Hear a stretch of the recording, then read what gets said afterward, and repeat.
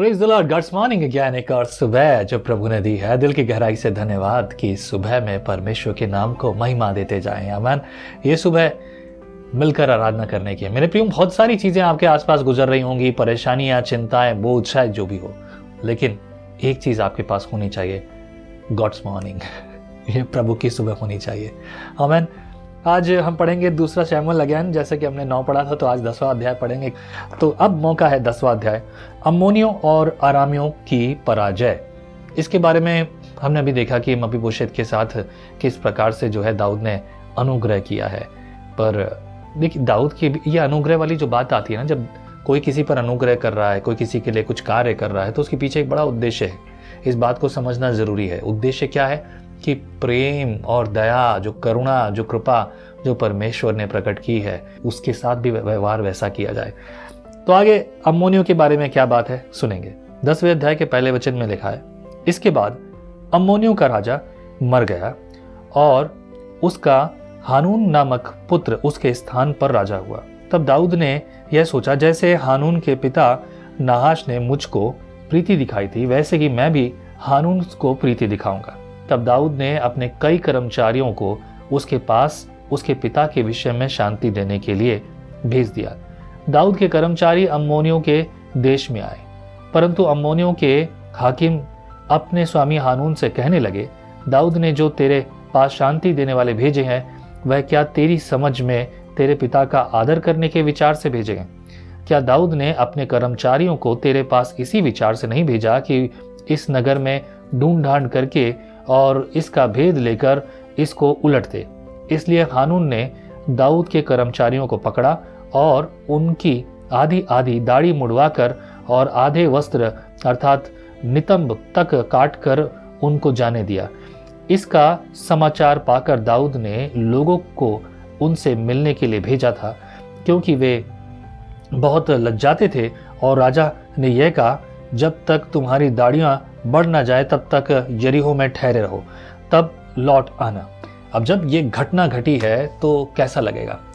भलाई हमने की और बुराई, ये कहावत तो अक्सर सुनते ना, आजकल तो भलाई का जमाना नहीं रहा, किसी के साथ भलाई करो तो बुराई उत्पन्न होती है। देखो, प्रभु यहोवा इस बात के लिए सीधे शब्दों में, नए नियम में बहुत तरीके से सीधे शब्दों में कहा गया है, यदि कोई तुझे 1 कोस बेगार में ले जाए तो उसके साथ 2 कोस चले जाना। अर्थ इसका ये सीधा सा है कि अगर तेरे विरुद्ध किसी ने कुछ किया है तो उसको उसके जैसा पलटवार मत करना। उसने जो किया है उसको वैसा ही उत्तर ना देना, उसकी उद्दंडता का जवाब उद्दंडता से ना देना। यहां जो ये घटना हुई, इसे 2 तरीके से देखते हैं। दाऊद ने सोचा कि जैसे नाहुन के पिता नाहश जो है, उसके साथ रिश्ते मेरे अच्छे थे, अच्छी बोलचाल था, तो क्यों ना मैं भी उसके प्रति वैसा ही प्रेम रखूं। दाऊद कौन है और ये लड़का कौन है, बराबरी को समझने की कोशिश कीजिए। ये लड़का अभी अभी बस शुरू हुआ है, इसने जिंदगी में अभी तक कुछ नहीं देखा है। दाऊद ने सब कुछ देखा है। दाऊद एक राजा है अब, और उसने हर तरह से राजा बनने के एक बड़े गुण को भी पाया, क्योंकि उसने वो सब चीजों के साथ गुजरा है। वो प्रजा का हिस्सा था, वो प्रजा था, प्रजा के बाद एक योद्धा बना, योद्धा के बाद एक बड़ा नामी व्यक्ति, योद्धा के साथ साथ बड़ा नामी और प्रचलित और प्रभु यहोवा की ओर से आशीषित व्यक्ति रहा, और अभी वो उस आशीष के कारण वो दाऊद राजा भी है। पर यहां पर इस लड़के को कुछ अनुभव नहीं है, और कैसी संगति उसके आसपास थी, उस संगति के कारण यहां पर इस प्रकार का व्यवहार हो रहा है। मैं इस पर और भी गहरी बातें बता सकता हूं, लेकिन समय के अभाव में, देखिए, हम जहां रहते हैं तो हमें चारों तरफ की जानकारी होनी चाहिए। हम किसी के बारे में यूं ही ना बोल दें।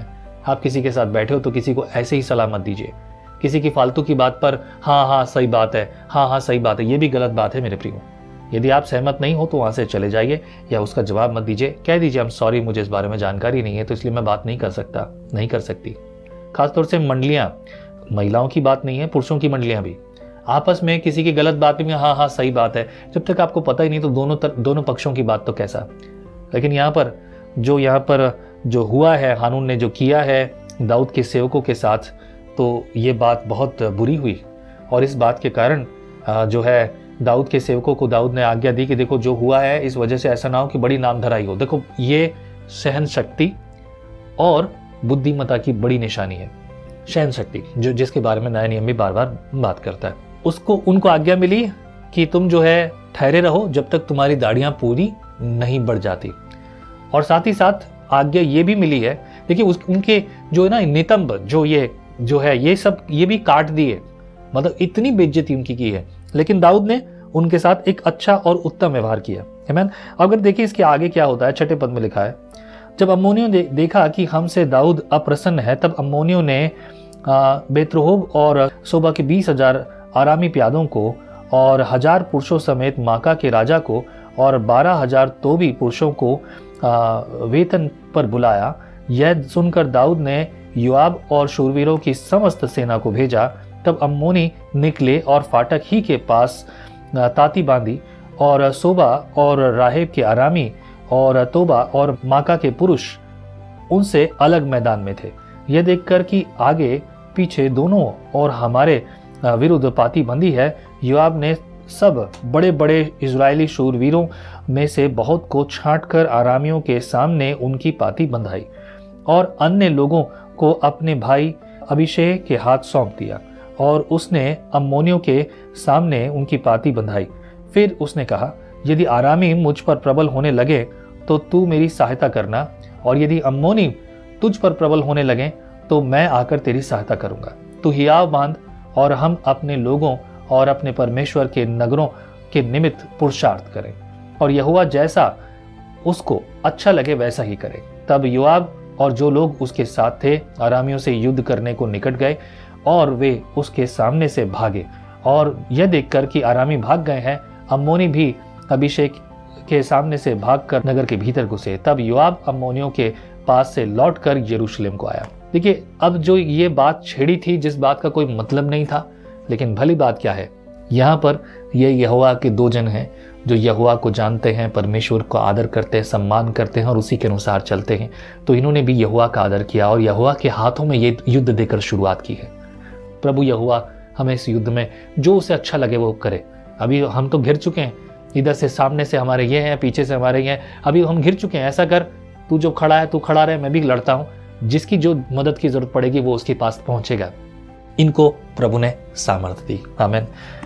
15 वचन, फिर ये देखकर कि हम इजरायलियों से हार गए, आरामी इकट्ठा हुए, और हदजेर ने दूत भेजकर महानद के पार के आरामियों को बुलवाया, और वे हदजेर के सेनापति बोशाक को अपना प्रधान बनाकर हेलाम को आए।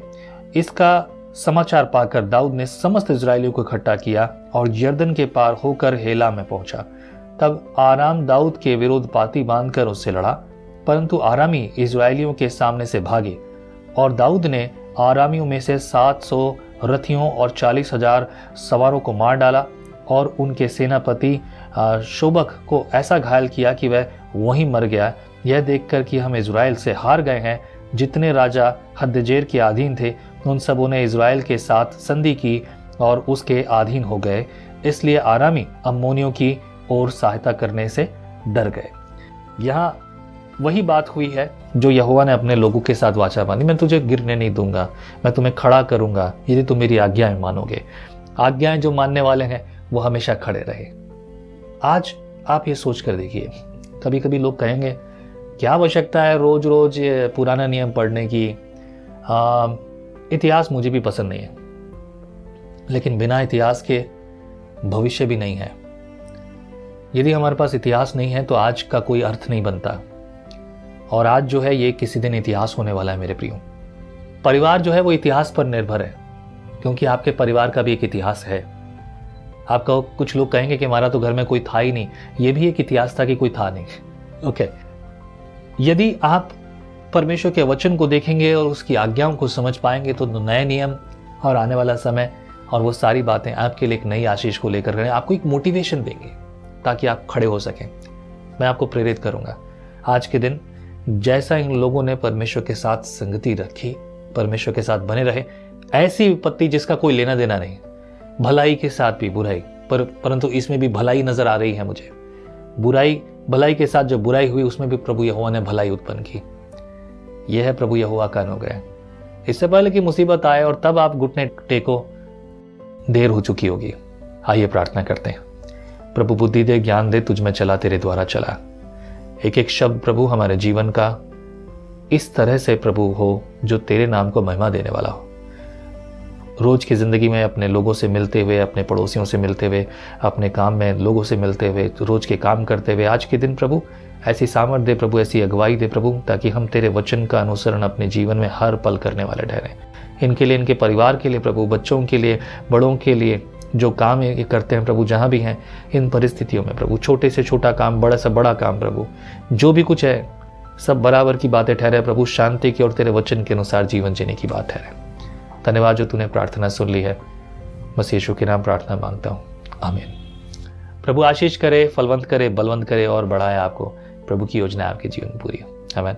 फिर मुलाकात होगी जैम से की। परमेश्वर का वचन जीवन देने वाली रोटी है। आओ हम इस जीवन देने वाली रोटी का और मजा लें विजनरी टीवी पर। हम हमेशा सोचते हैं कि शायद मैं भी बाइबल कॉलेज जाकर बाइबल को अच्छे से सीखता, और अब आपके लिए है visionary TV, deep Hindi Bible study के लिए।